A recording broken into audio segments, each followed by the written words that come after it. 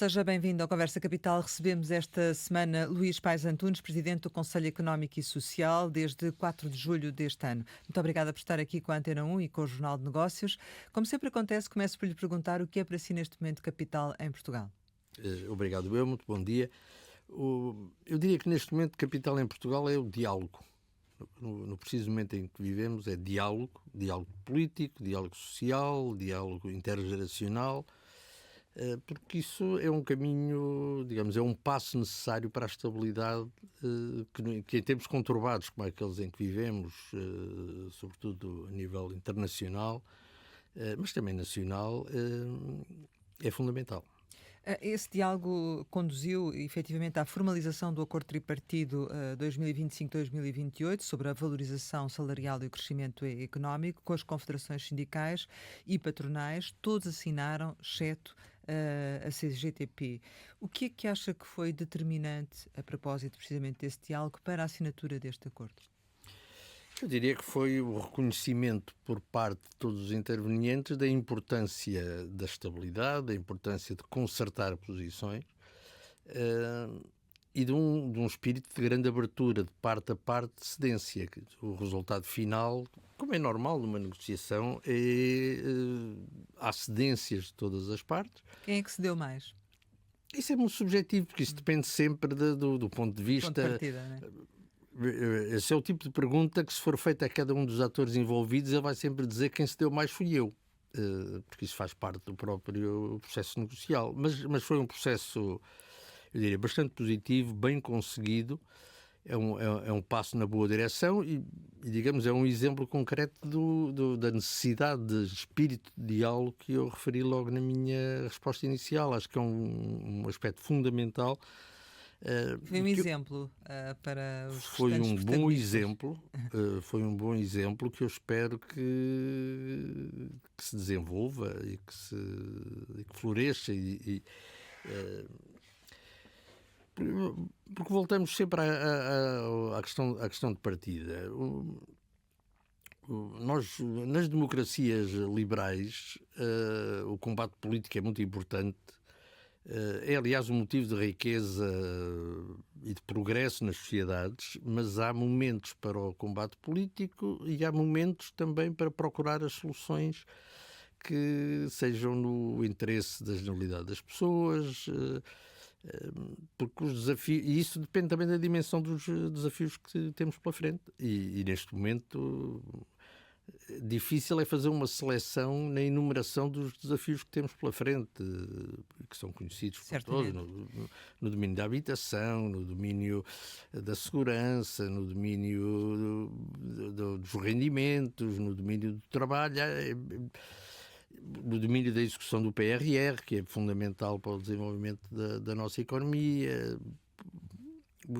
A lista de desafios, eu diria, é quase infindável, no domínio da saúde, no domínio da educação.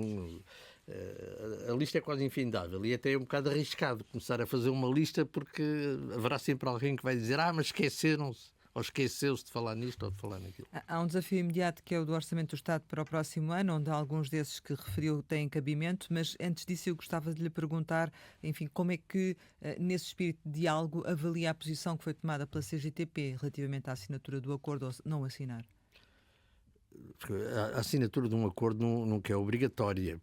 Por alguma coisa se chama acordo. É preciso que entre as diferentes partes envolvidas haja, digamos, um espírito de abertura e de cedência e de reconhecimento também dos princípios que cada entidade ou cada organização defende. A CGTP, como sabemos, não tem um historial de participação significativa, eu diria até tem um historial de muito pouca participação. Participação no sentido da assinatura de acordos. A CGTP participa muito no processo de concertação, sempre participou muito, faz vincar as suas posições, obtém ganhos de causa em várias matérias, mas normalmente não assina os acordos. Seria melhor se também assinasse, mas, quer dizer, um acordo é um acordo, só assina quem se sente suficientemente... ou seja, quem se reconhece suficientemente no resultado do acordo. Eu acho que nós devemos ter sempre uma preocupação num consenso tão alargado quanto possível, o consenso tão alargado quanto possível não se confunde com a unanimidade, porque senão nunca chegamos ao consenso, não é? Este era o resultado que esperava no âmbito do diálogo que foi sendo criado, ou eventualmente haveria mais alguém que à partida ficaria de fora? É sempre um desafio. Um processo negocial é sempre um desafio, sobretudo quando há diversos parceiros, diversas entidades à volta da mesa. Nunca se sabe à partida quantos vão estar, se vão estar todos, ou todos menos um, ou todos menos dois. Se me pergunta se eu vejo com agrado o facto de os signatários do acordo que foi celebrado na terça-feira serem em número superior do que os que tinham celebrado o do ano anterior, claro que vejo com agrado. Há mais concertação, Portanto, a diferença há mais passageiros dentro do barco, não é? A diferença é a CIP ter assinado o acordo. Neste caso estamos a falar da CIP, que não tinha assinado a revisão do acordo de 2022, quando ela foi feita em 2023. E claro que é positivo. Eu estou a falar do processo de concertação e da obtenção de um acordo. Ainda assim, este diálogo de que fala e que considera positivo, ele, na verdade, não resulta, a assinatura do acordo em concreto, numa mensagem, até porque o GT assinou este acordo, numa mensagem ao PS e, em concreto, ao líder do PS relativamente às negociações mais abrangentes do orçamento. Ou seja, de certo modo, não obrigaram também o líder do PS a ter uma outra postura? Eu não posso falar pelo líder de nenhum partido, seja o PS, seja outro qualquer. Que a celebração de um acordo de concertação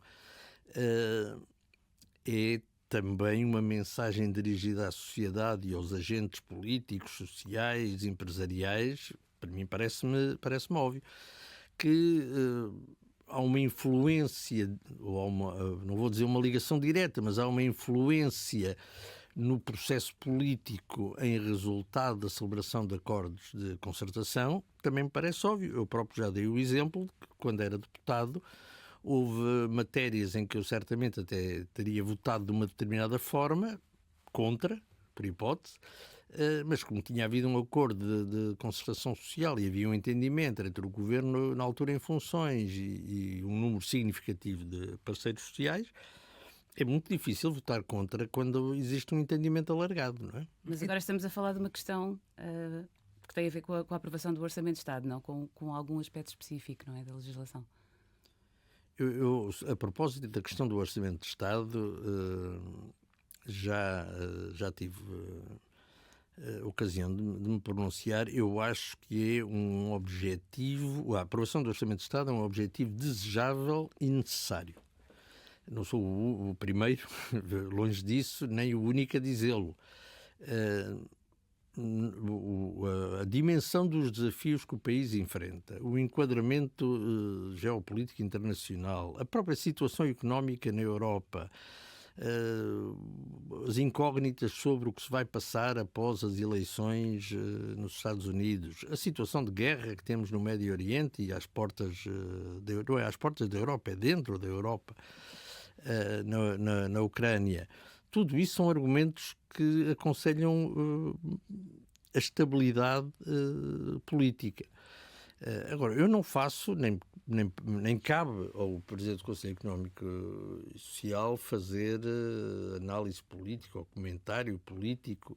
Isso eu não vou fazer. Que há uma necessidade de estabilidade, é óbvio que há. E se me perguntam se eu acho que estamos mais perto desse resultado do que estávamos, a minha resposta é: estamos mais perto de ter um orçamento aprovado do que tivemos. Significa isso que vai haver um orçamento aprovado? Não sei. Isso será a Assembleia da República, em última análise, que irá decidir, e os seus deputados e as organizações políticas que eles representam.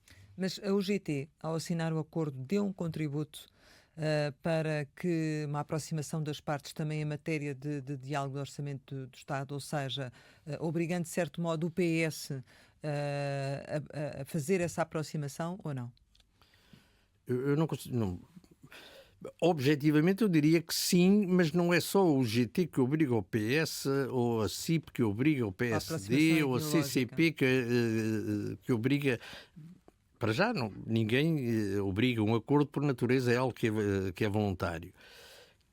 Que o facto de ter sido celebrado na concertação social um acordo entre um número alargado de parceiros, quer do representante, quer o lado sindical, quer o lado empresarial, é um elemento que influencia os agentes políticos, naturalmente que sim, mas das diferentes, digamos, dos diferentes espectros partidários. Não é só, não são mensagens dirigidas ao partido A, ao partido B ou ao partido C. Mesmo não é? no caso das confederações patronais, o facto de ter sido acordada uma alteração na formulação do IRC, deixando cair, por exemplo, a referência específica à redução de 2 pontos em 2025, pode ser relevante.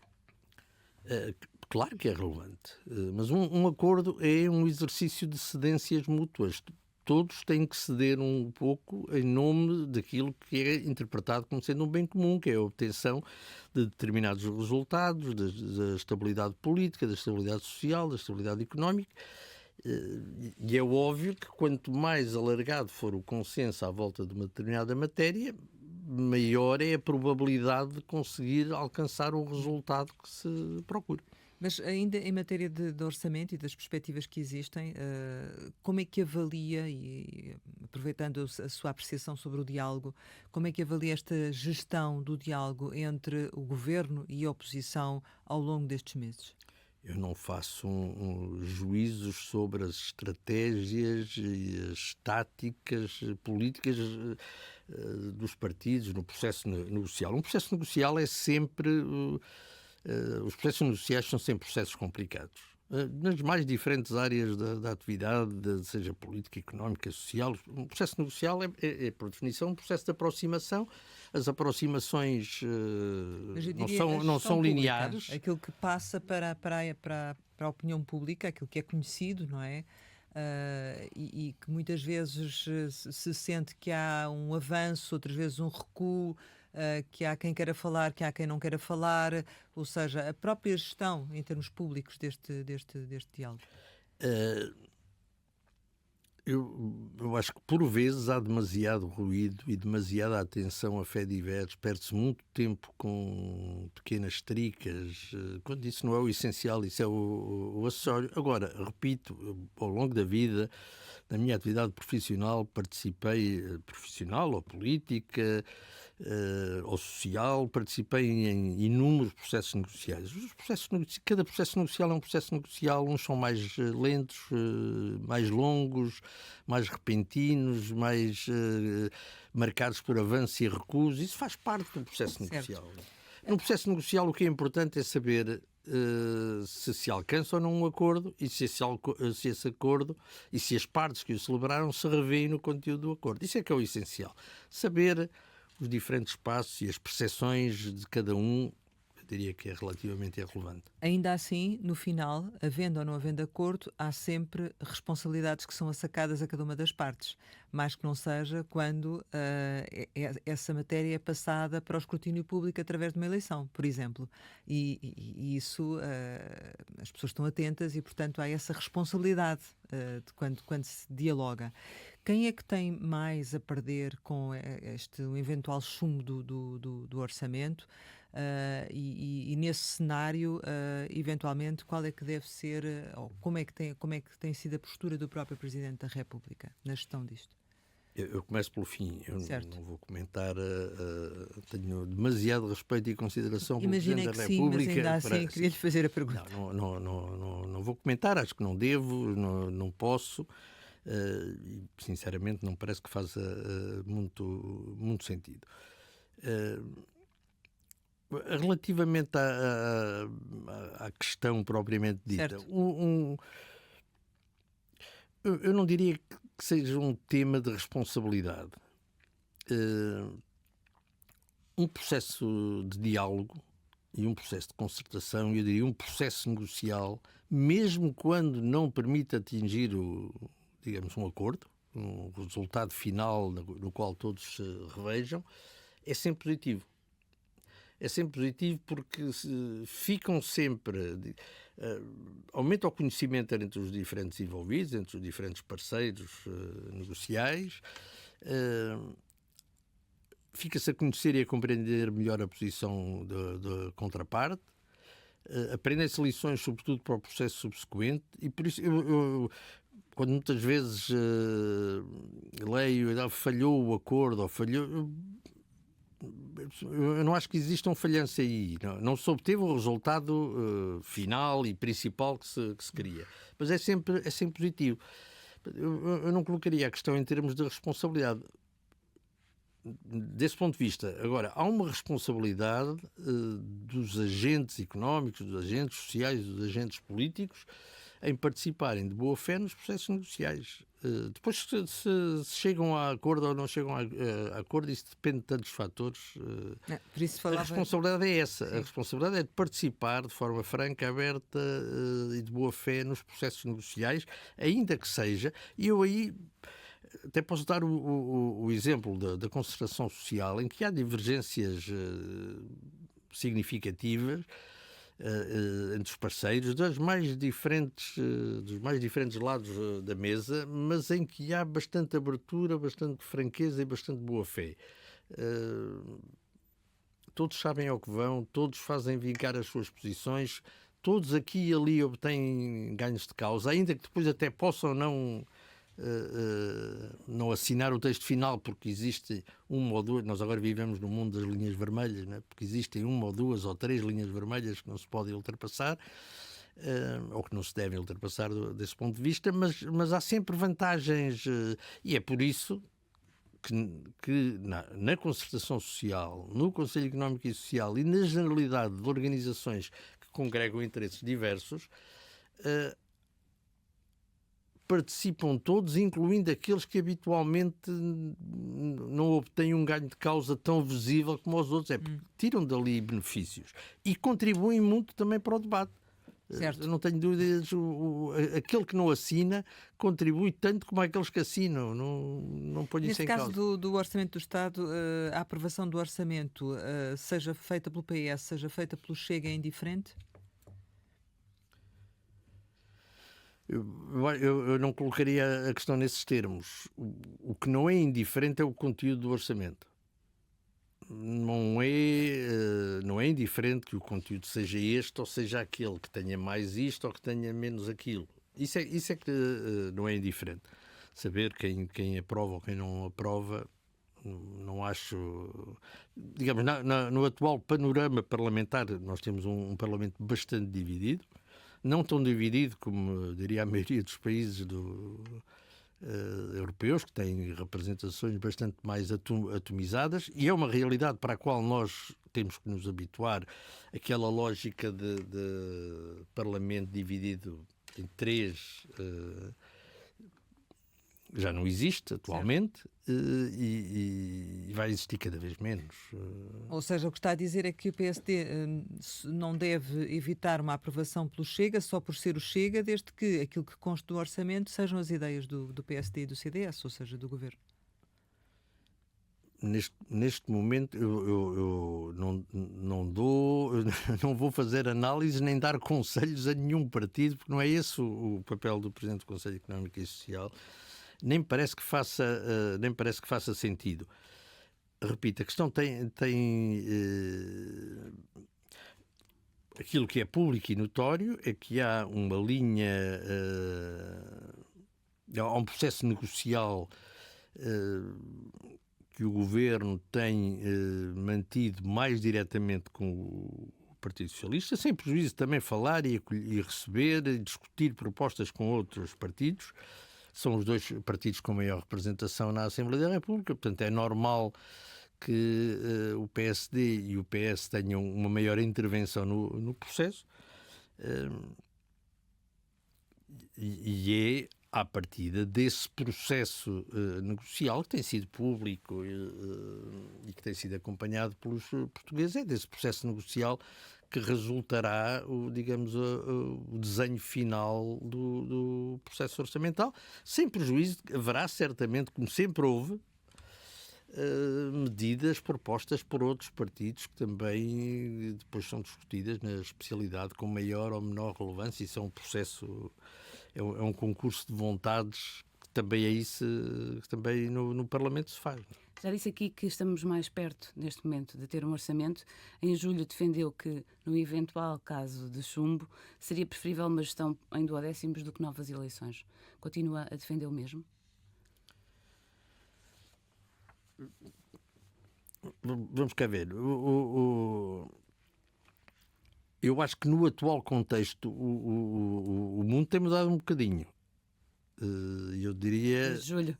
Sim, então, mesmo desde julho a situação no Médio Oriente agravou-se de forma significativa. A situação na Ucrânia é bastante instável. Portanto, não diria que se agravou, porque a coisa já é tão grave desde o início que é difícil agravar-se numa guerra que já se arrasta há praticamente 3 anos. Mas a situação é cada vez mais complicada. Até do ponto de vista da economia europeia, a situação hoje está um bocadinho pior do que estava há 3 meses. Se me perguntam... governar em duodécimos é hoje mais difícil e com efeitos mais negativos do que há 3 meses? Não tenho a menor dúvida quanto a isso. Quais são os riscos dos duodécimos? Há vários riscos. Desde logo o de não poder responder a um conjunto de desafios que nós já conseguimos identificar e que se identificam nos diferentes setores da sociedade.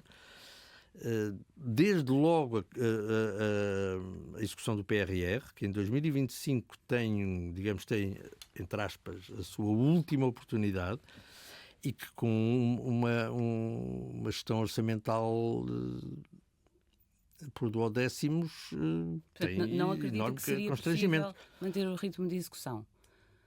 No PRR. No PRR tenho as maiores dúvidas que fosse possível. Portanto, neste momento considera que é mesmo preciso um orçamento de Estado? Não, mas eu sempre considerei como desejável e necessário ter um orçamento de Estado. Sim, mas aquilo que denota agora, daquilo que refere, é que efetivamente uma gestão em duodécimos neste momento é mais difícil do que era em julho, não é? Pronto. É mais difícil do ponto de vista do ponto de vista orçamental, do ponto de vista da execução orçamental, mas eu diria que até é mais difícil do ponto de vista político e do ponto de vista da resposta aos anseios das pessoas. Portanto, isso significa que a melhor opção seria ir para eleições?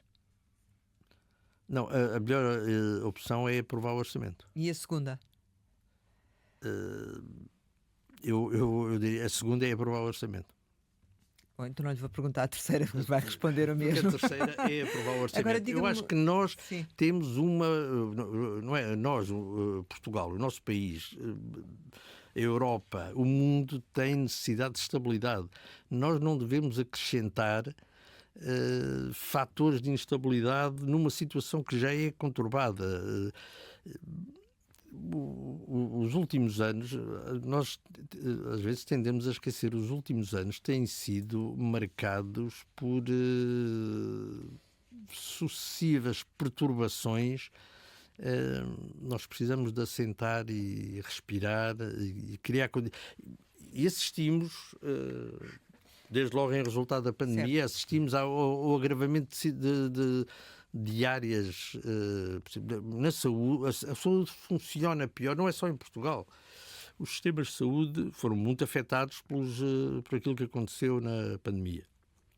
Nós precisamos de estabilidade, precisamos de soluções consensuais, negociadas, em que cada um se consiga rever. É certo, mas enfim, essa estabilidade agora também tem estado um pouco em causa em função daquilo que é a divisão no próprio Parlamento e, portanto, temos assistido a muita dificuldade por parte do Executivo em fazer passar as suas medidas.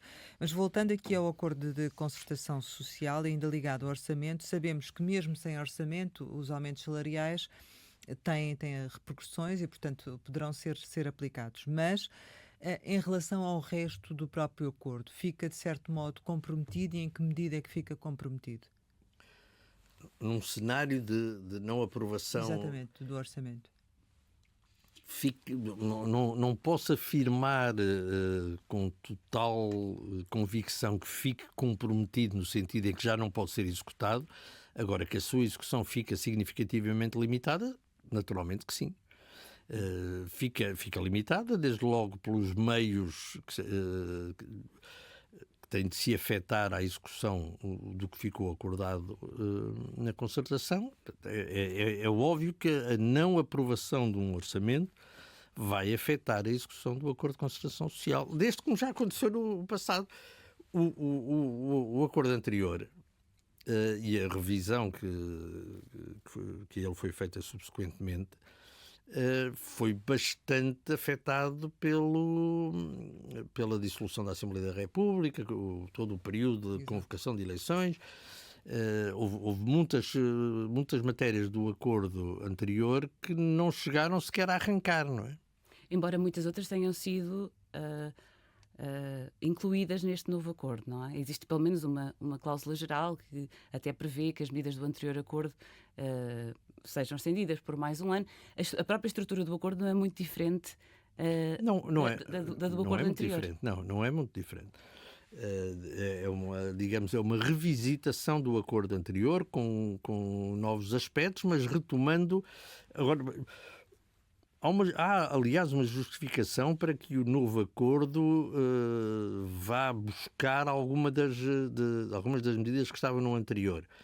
É porque elas já tinham sido objeto de acordo, mas não chegaram a ser postas em prática e, portanto, é preciso dar-lhes um bocadinho mais tempo de vida. Isso só comprova aquilo que eu estava a dizer, que a instabilidade política e a ausência de um orçamento compromete a execução de um acordo de concertação social, como compromete uma série de medidas necessárias e urgentes. Ainda assim há um outro risco, que é, mesmo o orçamento sendo aprovado, depois em sede de especialidade, existirem alterações que podem também comprometer o acordo, ou não? Diria, teoricamente, sim, esse risco existe. Eu diria que existe sempre. Existe por maioria de razão num Parlamento que é mais fragmentado, mas a fragmentação política é uma realidade num número muito significativo de países. Nós temos países na Europa, tendemos a esquecer isso, em que temos coligações de 7, 8, 9, 10 partidos no governo. Temos assembleias parlamentares. Isso leva-me à minha segunda questão. Isso só se resolve com muito diálogo e muita negociação. Certamente. Portanto, isso altera o próprio papel da concertação social, ou o tipo de influência que tem? Eu aí não diria que altera. Isso altera é a concertação política e o diálogo político. Mas a a concertação social também pode desempenhar um papel nessa matéria, claro que pode. Sim. A questão que eu lhe ia colocar era a seguinte: isso significa que teria sido preferível aprovar este acordo de concertação depois de existir uma certeza da aprovação do orçamento ou depois da aprovação do próprio orçamento? Ou não faria sentido, porque isso seria passar para a Assembleia da República uma responsabilidade da concertação? São dois processos. Eu não vejo nenhum inconveniente, pelo contrário, em aprovar um acordo de concertação tão cedo quanto possível. Não acho que deve ficar à espera do orçamento, da mesma maneira que o orçamento não deve ficar à espera da concertação. São dois caminhos distintos, paralelos. Mas as medidas acabam por estar ligadas em... Sim, mas são terrenos diferentes. Certo. São terrenos diferentes. O terreno do Parlamento é o terreno do poder legislativo. O terreno da concertação é o terreno do diálogo social entre os governos e os parceiros sociais. Portanto, neste caso não faria sentido ficar à espera do Eu orçamento. diria neste e noutros casos. Não faz sentido fazer depender a concertação social das negociações ou da ausência de negociações, da aprovação do documento A ou do documento B. São questões diferentes. Embora isso depois crie mais incerteza em relação à execução do acordo. No plano fiscal, o acordo, a versão final, deixou cair a redução progressiva da taxa de IRC na parte concreta em que falava dos 2 pontos em 2025, e o Governo anunciou, entretanto, numa contraproposta ao Partido Socialista, que põe agora em cima da mesa a possibilidade da redução de 1 ponto no próximo ano e de 4 até 2027. Como sabemos, o Partido Socialista tem uma posição inicial diferente, portanto, foi aquilo que o PS apresentou como uma linha vermelha. Na sua opinião, é muito importante reduzir a taxa nominal de IRC já em 2025, ou há outras formas que também podem ser eficazes de reduzir a carga fiscal sobre as empresas? Eu não me vou pronunciar sobre o processo negocial em curso, da mesma forma que também não o fiz durante o processo negocial na concertação social. O processo negocial é um processo negocial composto de acordos e cedências de parte a parte. Há uma coisa que eu posso dizer sem dificuldade, que é de que o desagravamento fiscal é uma necessidade do nosso país, quer sobre as pessoas como sobre as empresas. Saber depois em que medida esse desagravamento fiscal é feito, quais as taxas, qual a modalidade, isso é precisamente o que está em cima da mesa de negociação. Não se quer pronunciar ou acha que é indiferente, ou seja, ou acha que é possível encontrar várias soluções eficazes? Não, possível encontrar várias soluções eficazes, certamente que é. No caso do IRC. Indiferente, certamente que não é.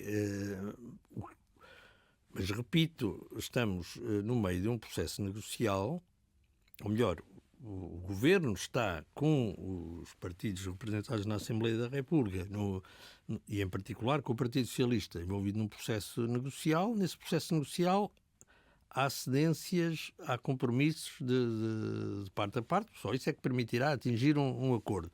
Saber qual é o desenho final, eu acho que isso não é o mais importante agora. O mais importante agora é reconhecer que o princípio deve, ou melhor, o resultado a obter é de um desagravamento fiscal e sobretudo de alguma estabilidade, não apenas uma estabilidade desta semana ou deste mês, não só de um consenso entre partidos que permita às empresas olhar com estabilidade. Esse é o grande objetivo. Isso é mais importante do que a formulação final. Quer dizer, depende, eu diria isso, vai depender da formulação final e depende dos termos, das cedências de parte a parte e das negociações. Um acordo é sempre um concurso de cedências, um misto de cedências e de compromissos. E eu acho que enquanto esse processo negocial está a decorrer, nós devemos respeitar a liberdade e a vontade das partes que estão a negociar. Como é que olhou para o debate público em torno dos efeitos do IRS jovem, caso consistisse em taxas diferenciadas consoante a idade? Para os seus efeitos no mercado de trabalho? Eu acompanhei esse debate com naturalidade. Acho que é um tema suscetível de várias leituras. Mas enquanto jurista, nomeadamente nesta área, conhecendo bem a questão laboral, imagino que a sua reflexão nos possa trazer uma mais-valia para além do normal, digamos assim.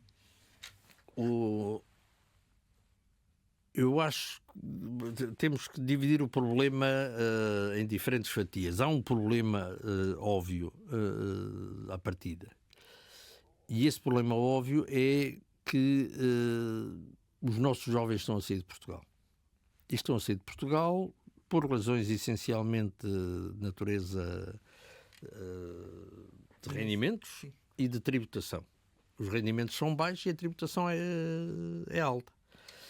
E, portanto, nós temos que atacar esse problema. Eu diria atacá-lo por diferentes vias. Uma delas é a via fiscal. Depois é uma questão de modelação, saber se é o modelo do IRS jovem antigo, se é o modelo do IRS jovem novo, se é Mas acha que são, então, acha que o enquadramento fiscal é capaz de contrariar esse risco de fuga de jovens qualificados? Acha que é por aí? Eu não estou a dizer que seja exclusivamente por aí, mas esse é um elemento, é um elemento muito relevante e muito importante.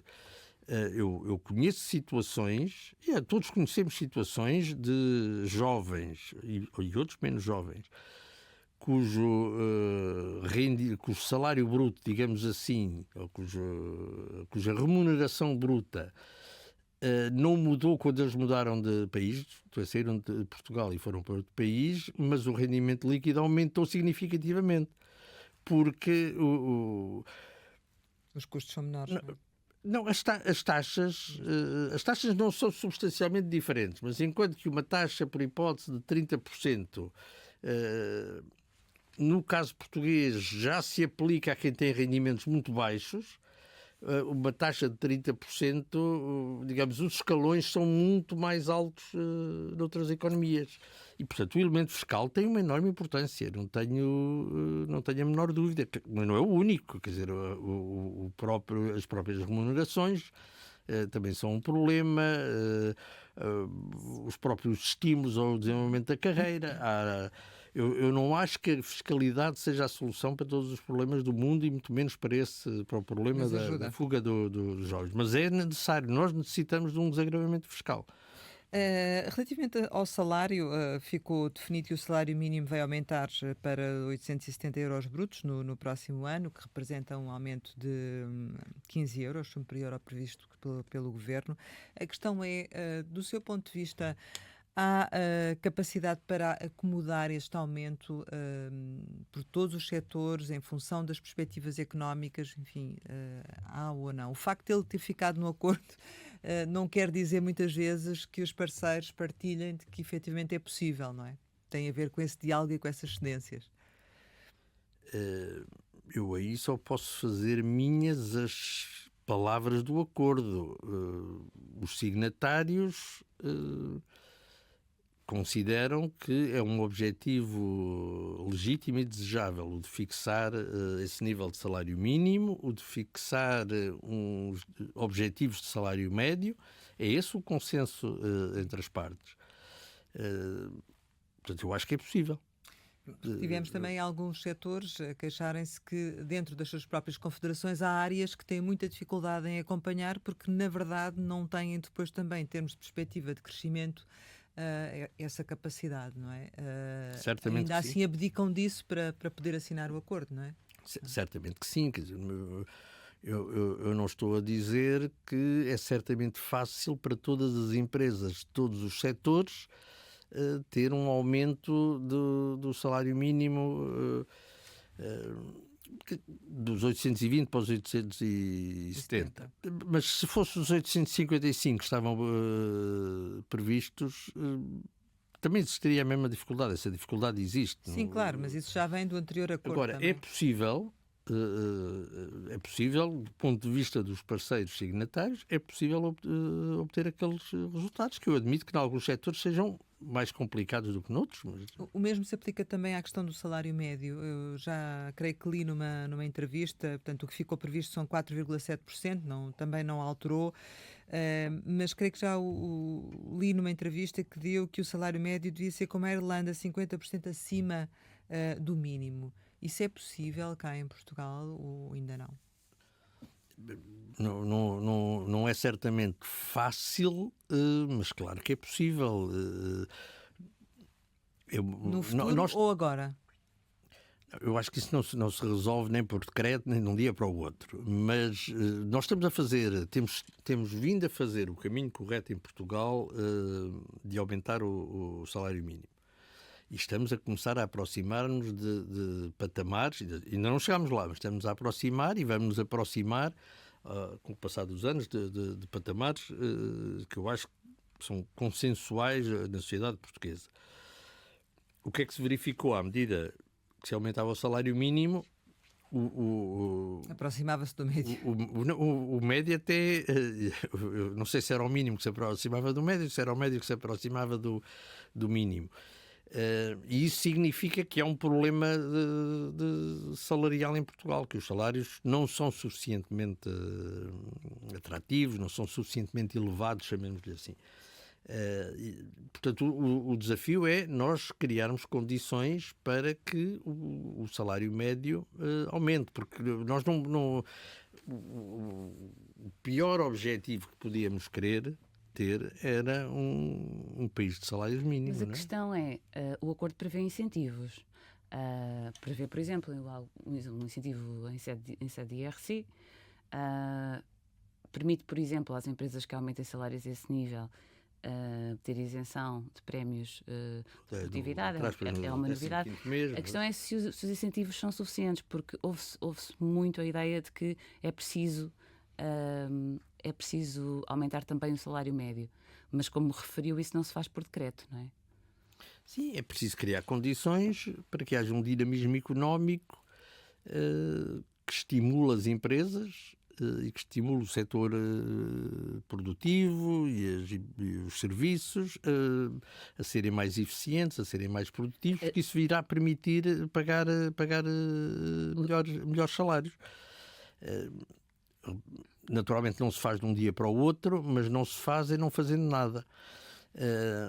Dir-me, já no passado foram fixados determinados objetivos que não alcançaram o expectado. Esse, aliás, eu acho que é uma lacuna que eu já identifiquei no trabalho do Conselho Económico e Social. Eu acho que devia existir uma monitorização e acompanhamento da execução dos acordos de concertação social. Porque muitas vezes há medidas que são acordadas, mas depois não se sabe concretamente como é que funcionaram, quais foram os seus efeitos. E isso era fundamental, fazer esse acompanhamento, até para ir permitindo com o tempo corrigir o tiro, se me é permitida a expressão, porque muitas vezes há medidas cujos resultados até são contraproducentes, isto é, acabam por dar um resultado diferente daquilo que levou as partes a comprometerem-se com esse objetivo. À partida, há algumas reuniões entre os parceiros sociais e o Governo para a avaliação dessa execução, não sei se de forma muito profunda. Que tipo de dados? É preciso recolher dados. Nós só precisamos de duas coisas, de tempo e de dados. Nós só conseguimos saber quais são os efeitos de uma determinada medida, de uma determinada solução, de um determinado incentivo, se ao longo de um determinado período de tempo formos ver como é que eles foram aplicados, qual era a situação no momento de partida, qual era a situação no momento de chegada, e eu acho que há uma insuficiente monitorização, um insuficiente acompanhamento na área da concertação, como em várias outras áreas. Não há uma análise, não há uma monitorização e acompanhamento suficientemente... Mas isso poderia ser feito no âmbito do SES? Está a propor alguma estrutura específica? Não é uma questão de estrutura específica. Eu já referi publicamente, e aliás referi logo na audição na Assembleia da República antes da eleição, que eu gostava de criar condições para que dentro do SES existisse uma unidade técnica, uma espécie do tal... O tal da concertação social. Uma espécie do tal da concertação social. Isso tem sido uma luta também dos seus antecessores, mas já falaremos mais à frente sobre a questão também dos meios do próprio Sérgio. Queria lhe perguntar ainda sobre esta questão dos incentivos fiscais e do salário médio. O seguinte, é que o presidente da CIP diz que tem que existir um equilíbrio entre valorização social e medidas para o crescimento económico. Isso é um pouco ao encontro daquilo que diz. E aquilo que lhe pergunto é se efetivamente muitas vezes este acordo fica reduzido à questão do salário e a um conjunto de princípios sem consequência, ou seja, é muito interessante e muito útil para o momento atual em que se está a viver existir um acordo de concertação, mas ele depois na prática acaba por não ter as efetivas consequências, porque está muito dependente também do crescimento da própria economia e das medidas para a economia, não é? Sim, mas é daí ser tão importante monitorizar em concreto a execução das medidas, acompanhá-las para poder... Mas em relação a este acordo em concreto, não é?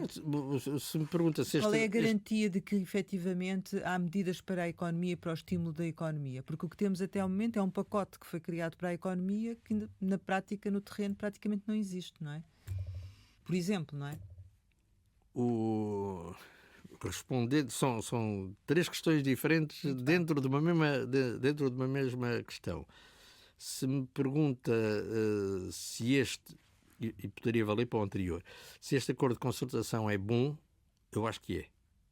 Se me pergunta se ele podia ser melhor, eu digo objetivamente que sim, e há coisas que podiam, e que certamente muitas delas foram discutidas, mas não se gerou o consenso necessário para as incluir no acordo. Mas que tipo de medidas, por exemplo? Medidas das mais diferentes naturezas, medidas de relançamento económico, medidas de apoio direcionado a determinados setores, medidas de natureza fiscal. Há sempre uma panóplia grande de medidas sugeridas pelo parceiro A, pelo parceiro B, mas elas não caem, não se chega a um entendimento suficientemente alargado que permita um compromisso à volta dele. E, portanto, vamos ver, este acordo, como os anteriores, não é o fim do caminho, é um passo num caminho. Aliás, o próprio acordo, a exemplos de acordos anteriores, prevêem sempre a sua revisitação ou atualização, correção de tiro, novas medidas. Para mim, a questão principal, e isso era a segunda parte, é... Isto não tem a ver com este acordo que foi celebrado na terça-feira, tem a ver com os acordos todos que foram celebrados nos últimos 30 anos. Muitas vezes parte-se para a atualização ou para o novo acordo sem saber concretamente qual foi o resultado do acordo anterior. Mas cada um dos setores, cada uma das confederações conhece o seu setor, ou pelo menos procura fazer esses levantamentos portanto, sabe, quando se fala de crescimento económico, do que é que se está a falar, não é? E se efetivamente há medidas ou não que vão ajudar as empresas, nomeadamente, um caso muito concreto, a capitalização das empresas. Foram acordados também incentivos para a capitalização das empresas. A questão é quando é que esses incentivos chegam, por forma a que realmente as empresas possam ter capacidade depois para desenvolver investimentos ou para aumentar salários. Já existem incentivos atualmente. E agora se me está a perguntar, mas estes que estão em cima da mesa atualmente, quando é que eles chegam, quando o orçamento for aprovado e estiver em vigor? Certo, por isso é que está dependente uma questão da outra. Sim. Daí também ser muito importante que o orçamento seja aprovado e que possa entrar em vigor e que isso é, digamos, é a segunda parte da resposta à questão porque é que o regime dos duodécimos não é uma solução. É porque isso depois não permite resolver nenhum problema que tenha sido identificado entretanto. E o que não falta neste momento são problemas que foram identificados entretanto. Concorda, por exemplo, que a isenção fiscal de prémios esteja limitada às empresas que avancem para aumentos salariais permanentes? Isso foi o acordo celebrado na concertação. Naturalmente que estou de acordo, pois... Se foi esse o acordo, o papel do Presidente do Conselho Económico e Social não é ter ideias diferentes daquelas que permitem consensos no espaço do Conselho Económico e Social. A Comissão Permanente de Concertação Social é um órgão que pertence ao Conselho, que está integrado no Conselho Económico e Social. Portanto, os acordos que são celebrados no âmbito da concertação social são a melhor solução no momento em que estamos. Mas há melhorias para introduzir, há imensas melhorias aos mais variados níveis que devem ser objeto e que são, digamos, o processo de concertação e diálogo social é um processo contínuo. Não é uma coisa que de 6 em 6 meses vamos abrir uma ronda. Não, há reuniões, não vou dizer todas as semanas, às vezes até há todas as semanas, há reuniões constantes e, portanto, vai-se preparando o terreno para alterações posteriores e tentando ver qual é a disponibilidade dos parceiros, até que ponto se pode esticar a manta, vai ela... É uma questão de consenso. Ou não o risco de se rasgar. É esse o processo de diálogo social. O acordo remete para um segundo momento a negociação de matérias relacionadas com a legislação laboral, uma área que acompanhou ao longo da sua vida, ou a segurança social. Em relação à legislação laboral, já chamou a atenção para aquilo que considera ser algumas incongruências, alguns avanços e alguns recuos. Quando fala em recuos, em relação ao que aconteceu mais recentemente, está-se a referir exatamente a quê? Estou-me a referir ao facto de haver demasiada instabilidade na legislação laboral. Desde 2003, portanto, ao longo dos últimos 20 anos, houve várias alterações em sentidos diversos. E isso não é necessariamente... Eu até, mais do que ser em sentido diverso, há um excesso de alterações na legislação laboral. Agora, referiu-se ao acordo e ao facto de ele prever... que a questão venha eventualmente a ser discutida numa segunda Não é eventualmente. Sabendo que não havia tempo para discutir tudo... Quando temos problemas, a melhor maneira de os resolver é parti-los em pequenos problemas. Sim. Se nós pomos em cima da mesa todas as questões e mais algumas, não vai haver acordo nenhum, vai-se perder muito tempo e, portanto, vai-se... Eu diria do mais fácil para o mais difícil. E é um conjunto de matérias pela sua dimensão, pela sua complexidade, que vão agora iniciar um processo negocial, que aliás é um processo, eu diria, quase permanente. Porque... Vai começar antes ou depois do orçamento esse processo? Ideia? Eu acho que deve ser antes, mas quer dizer, isso vai depender depois de uma série de fatores. Está previsto que em novembro... Em novembro, sim. Por isso é que eu estou a dizer, deve ser antes, porque a votação final global é dia 28. Só que o acordo prevê que haja uma série de matérias, incluindo a segurança social, também ela que tem assuntos muito complexos, mas vamos para discutir em novembro. Portanto, acha que vai haver uma discussão séria, que se segue uma discussão séria sobre a legislação laboral? Há sempre discussões sérias. As discussões são sempre sérias e são aprofundadas. Podem não obter-se o resultado que se deseja. Mas aquilo que eu posso dizer é que dentro da Comissão Permanente de Concertação Social há grupos de trabalho. E esses grupos de trabalho reúnem com regularidade e estão a reunir. E, portanto, há discussões sobre os temas da segurança social, sobre os temas da saúde no trabalho, sobre todos esses, sobre a formação profissional. Há uma série de matérias que estão em discussão. Mas isto não é um processo em que, de repente, as pessoas se sentam à volta de uma mesa às 3 da tarde e às 6 fizemos um acordo. Isto não funciona assim. Mas acha que essa questão da legislação laboral vai ser importante nos próximos tempos? Eu diria nos próximos, nos atuais e nos anteriores, porque é uma discussão que vai sendo que tem sido tida ou que vem sendo tida ao longo de anos. Mas porque há algum aspecto em concreto que justifica a alteração, uma vez que defende a estabilidade, o que é que, enfim, para estar a mudar é porque há realmente alguma coisa que não está mal em concreto, não é? Eu acho que todos os parceiros sociais têm aspectos nos quais consideram justificar-se introduzir alterações. Certo. Todos, do lado sindical, do lado empresarial. Há matérias que carecem de ser revistas / revisitadas. Mas tem a ver com a última alteração ao Código do Trabalho, com as questões da agenda de trabalho digno? Só para percebermos que temas é que está a sinalizar. Eu diria que são temas que estiveram sempre na mesa, já estavam na mesa quando o Código de Trabalho foi aprovado em 2003, já estavam na mesa antes, quando não havia Código de Trabalho e havia não sei quantas centenas de diplomas dispersos, e tem continuado a estar em cima da mesa. Tem a ver com a negociação coletiva, tem a ver com o conceito de contrato de trabalho, tem a ver com com as condições de cessação dos contratos de trabalho. Quer dizer, há um conjunto de matérias sobre as quais existem visões bastante diferentes. Tem a ver com a formação profissional, a sua organização. E o programa de governo estabelece, evidentemente, algumas medidas nesse sentido. Todos os programas de governo têm, prevêem medidas nessa área. Da mesma forma que todos os parceiros, do lado sindical e empresarial, têm também reivindicações sobre matérias que deviam mudar. Essas matérias normalmente são objeto de discussão na concertação social e às vezes chega-se a entendimentos, outras vezes não se chega a entendimentos. Acha que é fácil depois conseguir uma maioria no Parlamento, porque aí tem que haver uma maioria no Parlamento para alterar a legislação laboral?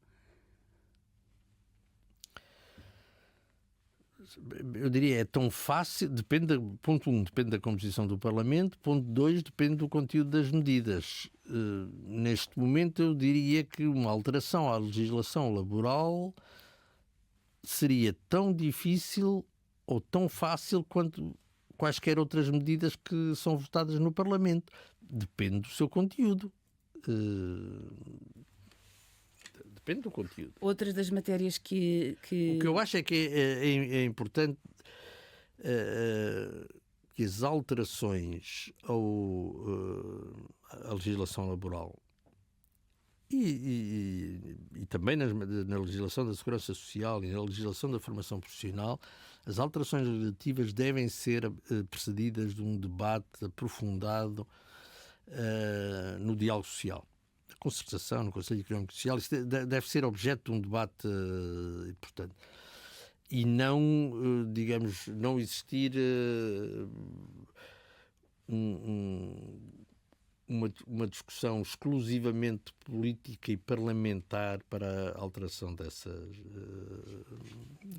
legislações. E globalmente tem sido assim, quer dizer, há uma discussão. Agora, muitas vezes há discussões durante meses, às vezes até mais do que durante largos meses, mas que não permitem gerar consenso suficiente para serem plasmadas num acordo, não é? Dos grandes temas que fica remetido para um segundo momento é de facto a questão da segurança social, sendo que no relatório divulgado esta semana pelo FMI, o FMI mostra-se preocupado com a questão da despesa, com a possibilidade da despesa acelerar a nível da segurança social e revela que o Governo disse, nas reuniões técnicas que habitualmente existem, que não está a preparar qualquer reforma da segurança social. Acha que este é um assunto que deve esperar pela próxima legislatura? Estou a pensar em 2028? A questão da segurança social e da sustentabilidade da segurança social. A questão da segurança social e da sustentabilidade e da sua sustentabilidade está na agenda política dos últimos 25, 30 anos. Isso é uma questão que está na agenda e que é objeto de discussões permanentes. Não é um tema que esteja esquecido ou escondido. Mas não está a haver agora... O foco não está nessa questão, não é? Ou seja, o esforço de diálogo, de propostas, de... Não, há muita discussão sobre o tema. Aliás, há não muito tempo foi publicado um estudo que tinha sido encomendado e que está em análise. Sim, há discussões, há propostas. Esse livro verde... Da sustentabilidade da segurança social, que foi divulgado, deu origem a algum debate, tem um conjunto de propostas. Essas propostas estão em análise e estão em discussão. Portanto, é um processo de discussão e análise que irá, mais tarde ou mais cedo, mas será no próximo ano, ano a seguir ao próximo. Quando falamos de segurança social, não podemos ter uma visão de curto prazo, porque as questões da segurança... Há problemas de curto prazo que têm que ser resolvidos aqui e ali e são resolvidos. Os problemas ou as questões relacionadas com a reforma da segurança social, a sua sustentabilidade, estamos a falar de questões com impacto a médio, longo e muito longo prazo. Têm que ser devidamente maturadas. Procurar encontrar soluções sob a pressão do dia-a-dia para a segurança social normalmente é o pior caminho para se conseguir chegar a algum resultado útil. Estamos praticamente a chegar ao final. Queria-lhe ainda perguntar, relativamente ao Conselho Económico e Social, se fará alguma proposta para que ele tenha outro tipo de representatividade, mais alargada ou com alterações, eventualmente.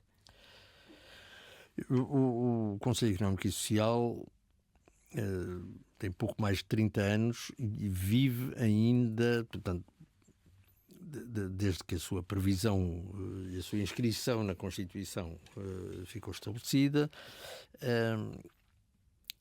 e rege basicamente pelas mesmas disposições que foram adotadas no início dos anos 90.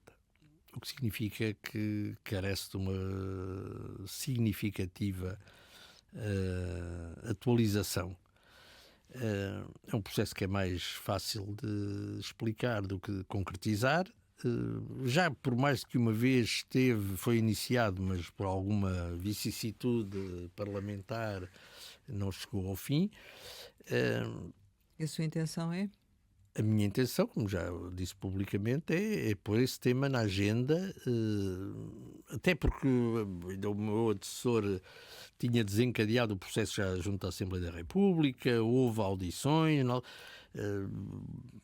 Na altura, aliás, chegou a pensar-se em inserir essa reforma no âmbito do processo de revisão constitucional, mas não houve revisão constitucional, nem me parece que seja o caminho mais direto para chegar a esse resultado. Agora, estamos a falar sobretudo de critérios de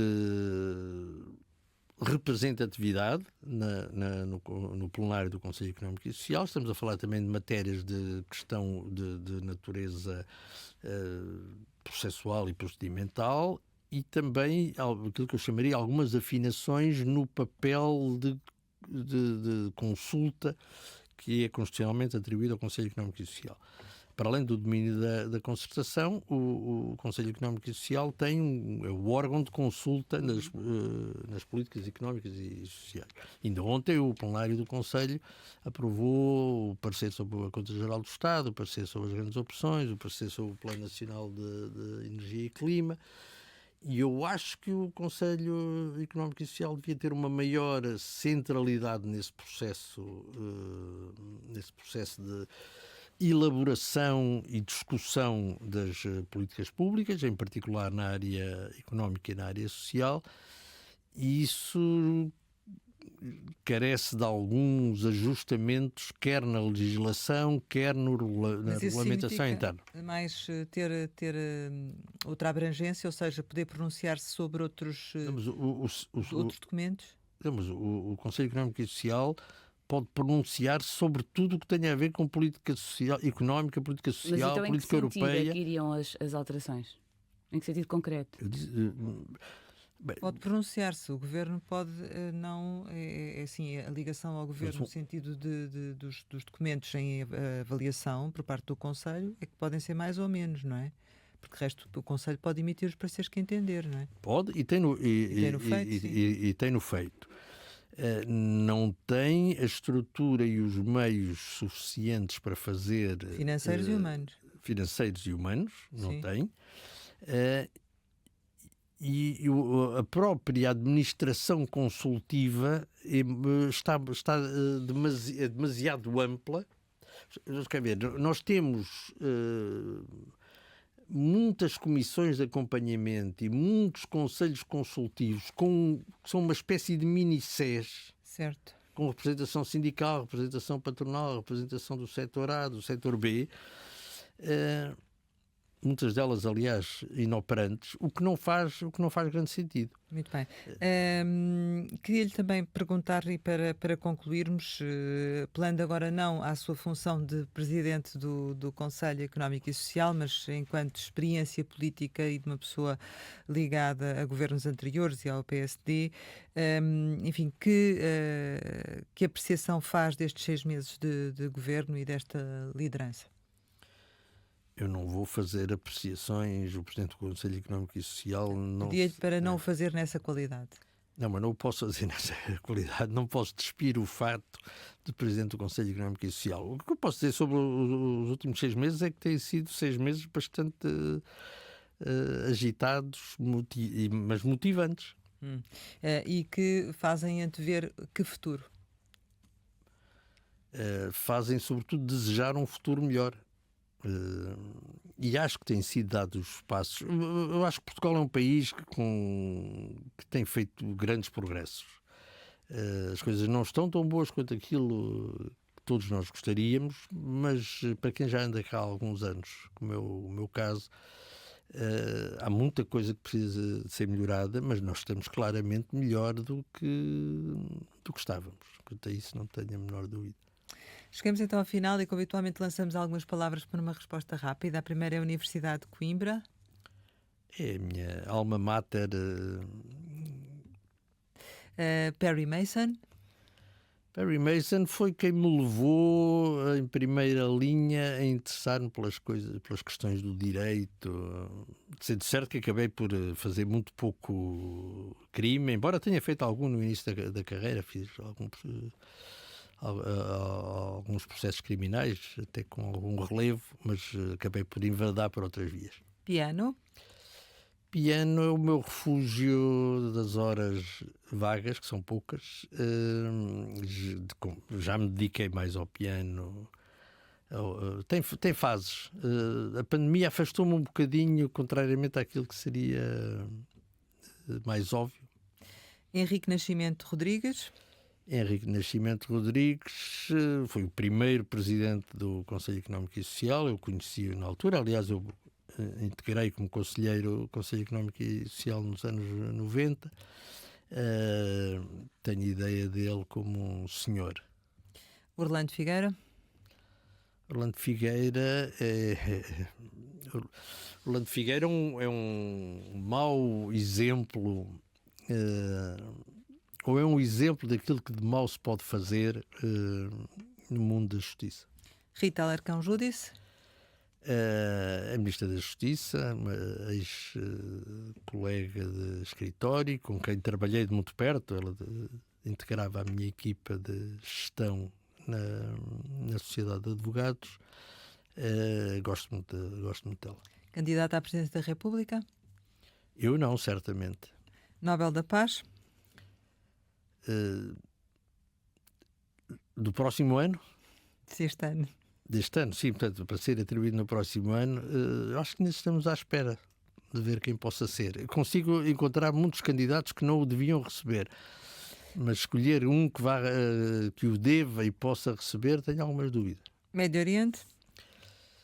Médio Oriente, uma situação insustentável que se prolonga há demasiado tempo. Futebol? Clube do Porto. Família? Grande e boa saúde. Saudade? Do futuro só. Portugal? É o país onde nascemos, onde vivemos e pelo qual faremos tudo aquilo que estiver ao nosso alcance. Luís Pés Antunes, muito obrigada por ter estado aqui com a Antena 1 e com o Jornal de Negócios. Pode rever este Conversa Capital com o Presidente do Conselho Económico e Social nos sites da RTP. Nós regressamos para a semana, sempre neste dia, esta hora, e claro, contamos consigo.